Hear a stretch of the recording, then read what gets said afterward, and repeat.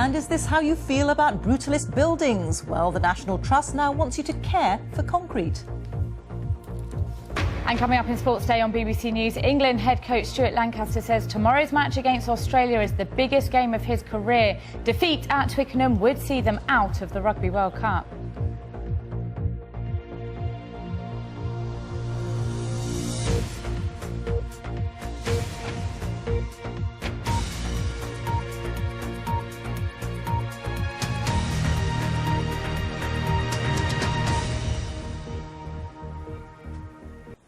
Now, love it or hate it, the post-war architecture known as brutalism, because of its reliance on concrete, has divided opinion for half a century.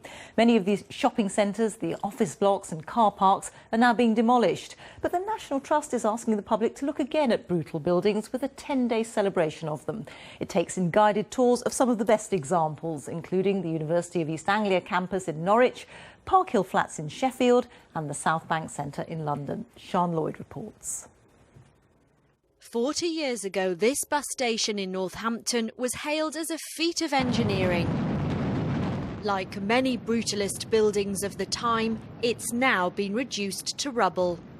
But some examples of brutalist architecture still stand proud, and these buildings at the University of East Anglia are being used to encourage the public to recognise the significance of the movement known as brutalism.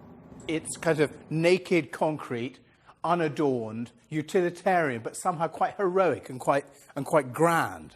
Better known for protecting country homes and coastlines, the National Trust is now turning its attention to the concrete buildings of the 1960s. People used to often call Victorian buildings hideous Victorian buildings. Now it's almost impossible to knock down a Victorian building because we want to save them. So I think opinions and tastes change, and that's really partly one of the reasons we're asking people to think again about this important period of British architecture. In the building boom of post-war Britain, concrete was being used everywhere and was even celebrated in a #1 hit. The sidewalks in the street, the concrete and the clay beneath my feet begins to... But in towns and cities across the country, many of these buildings haven't stood the test of time. Critics dismissed them as concrete carbuncles imposed on the public. The concrete is crumbling. The brutal buildings didn't address the concerns that we now properly address of the environment, sustainability and the use of carbon. Nottingham is just one city where the skyline is littered with brutalist buildings. Like them or not, they're still part of our urban landscape. It's not a pretty sight, is it? Really? And they were good at the time, but that doesn't necessarily mean they are now.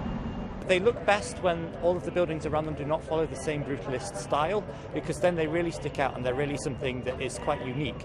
The National Trust's celebration of brutalism has included tours of public buildings, including the University of East Anglia, giving people the opportunity to rethink how they see a movement which is now part of our architectural heritage. Sian Lloyd, BBC News.